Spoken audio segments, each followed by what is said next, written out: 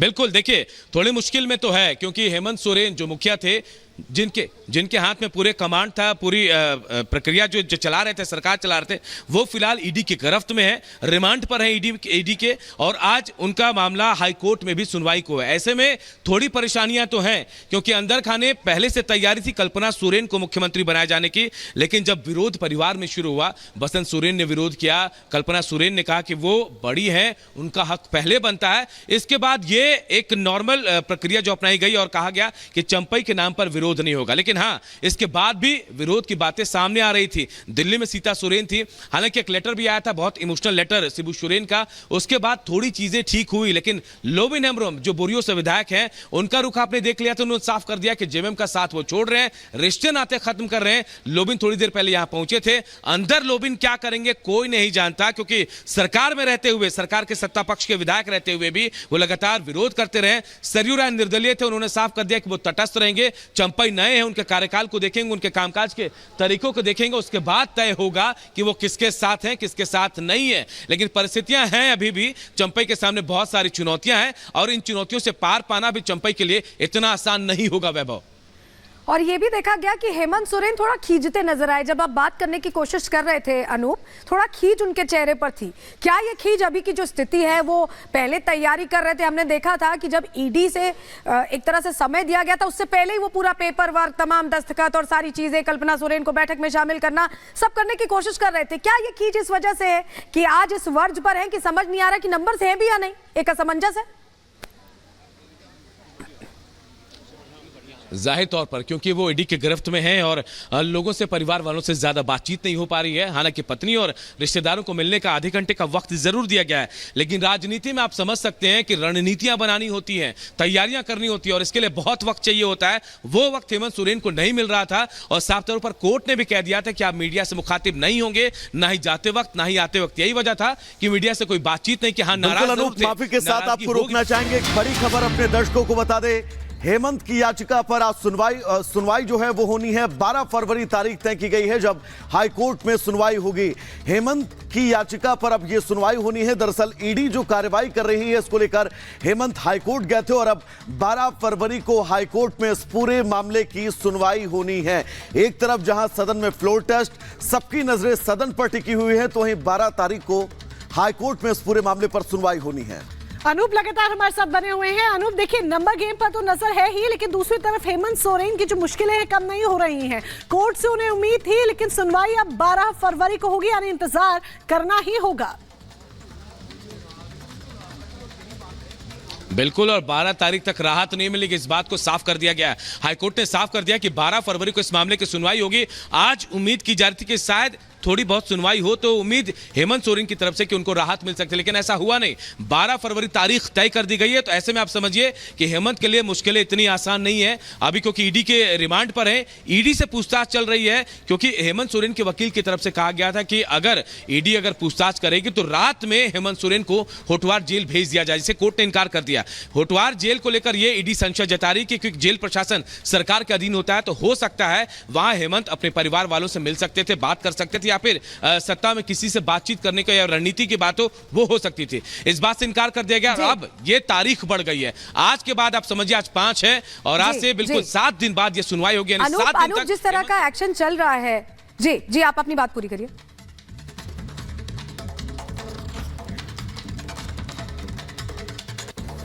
सामने आई थी, आपने देखा सलोनी खींच रहे थे, और ये खींच जाहिर तौर पर अब ज्यादा बढ़ जाएगी, क्योंकि राहत उनको नहीं मिल रही है यहाँ पे।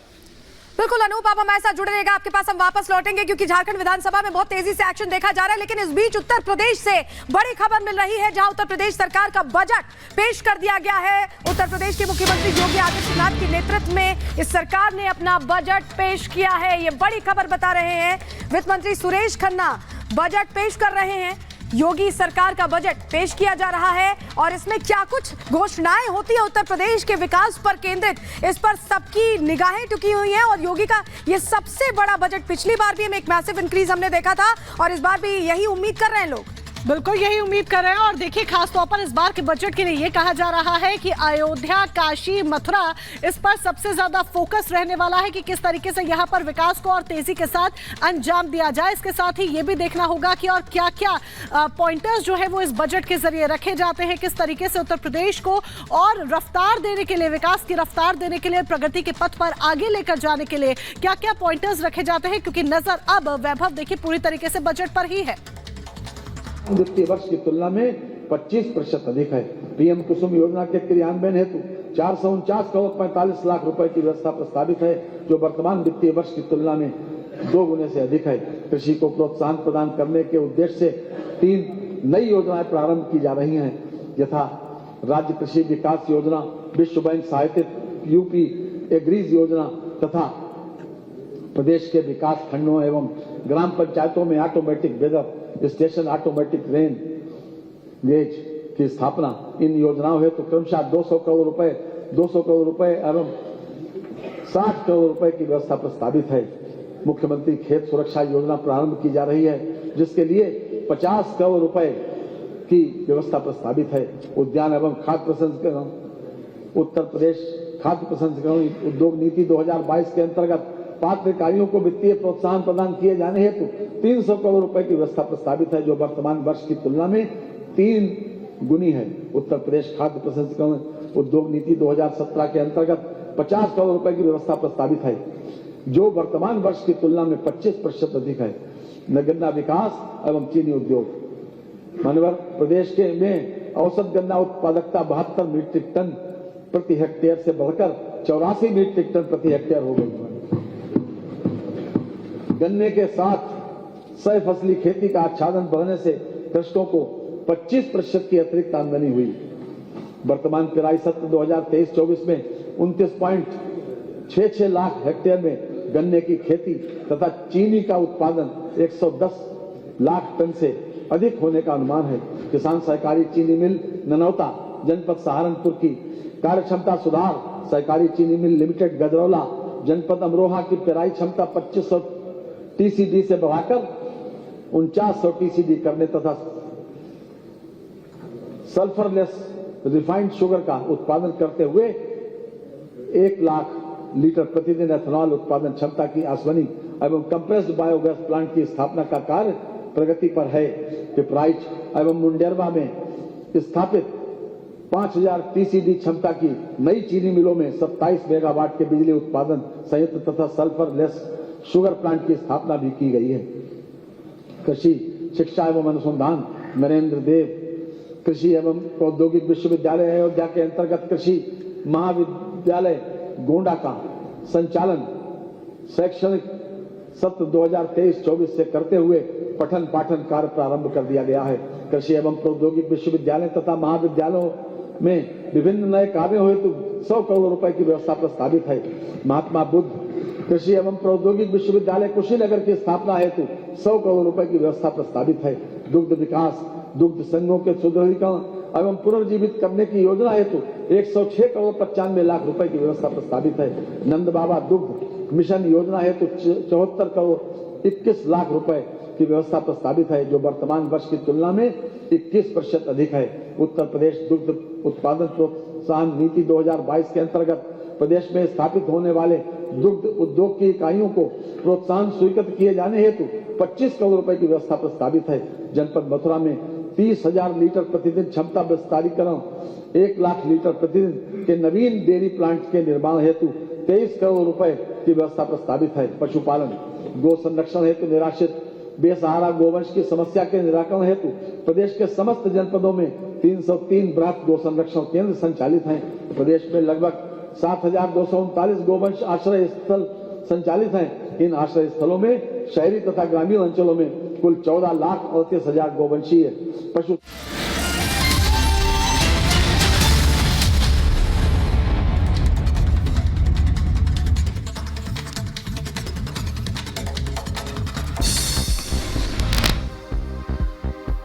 फ्लोर टेस्ट से पहले झारखंड विधानसभा पहुंचे हेमंत सोरेन। ईडी की टीम लेकर पहुंची। समर्थकों ने विधानसभा के बाहर लगाए नारे। हेमंत ने किया सभी का अभिवादन स्वीकार।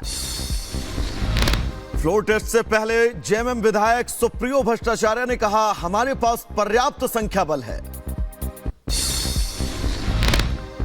झारखंड में विश्वास मत से पहले हैदराबाद से रांची पहुंचे जेएमएम गठबंधन के विधायक चंपई सोरेन के फ्लोर टेस्ट में होंगे शामिल। झारखंड में हुए सियासी उलटफेर को लेकर बीजेपी नेता अतुल शाहदेव ने दिया बयान, कहा चंपई सोरेन सरकार में उनके ही विधायक सेफ नहीं है। हेमंत सोरेन की गिरफ्तारी के खिलाफ दायर याचिका पर झारखंड हाईकोर्ट में सुनवाई। ईडी एक्शन के खिलाफ दायर की गई थी याचिका, 12 फरवरी को होनी है सुनवाई। हेमंत सोरेन के करीबी अधिकारी भानु प्रताप को रिमांड पर लेने की तैयारी। ईडी की याचिका पर रांची के एमपी एमएलए कोर्ट में आज सुनवाई। उधर बिहार में भी बढ़ी सियासी हलचल। नीतीश सरकार के फ्लोर टेस्ट से पहले कांग्रेस के 16 विधायक हैदराबाद पहुंचे। अखिलेश सिंह ने कहा, बाकी तीनों विधायक भी जल्द पहुंचेंगे हैदराबाद। हैदराबाद से बस में बैठकर तेलंगाना के रंगारेड्डी पहुंचे बिहार कांग्रेस के विधायक। नीतीश के फ्लोर टेस्ट तक रंगारेड्डी के रिसोर्ट में रुकेंगे सभी विधायक। बिहार के डिप्टी सीएम सम्राट चौधरी का बड़ा बयान, कहा हमें कांग्रेस की जरूरत नहीं, हमारे पास 128 विधायकों का समर्थन। बिहार के सीएम नीतीश कुमार 12 फरवरी को विश्वास मत करेंगे साबित। यूपी विधानसभा में योगी सरकार ने बजट किया पेश। वित्त मंत्री ने पेश किया राज्य का बजट। यूपी का बजट पेश करने से पहले योगी कैबिनेट की बैठक, सीएम योगी समेत सभी मंत्री शामिल। पीएम का आज लोकसभा में भाषण, राष्ट्रपति के अभिभाषण पर देंगे धन्यवाद। उधर लोकसभा में आज वित्त मंत्री जम्मू कश्मीर के लिए अंतरिम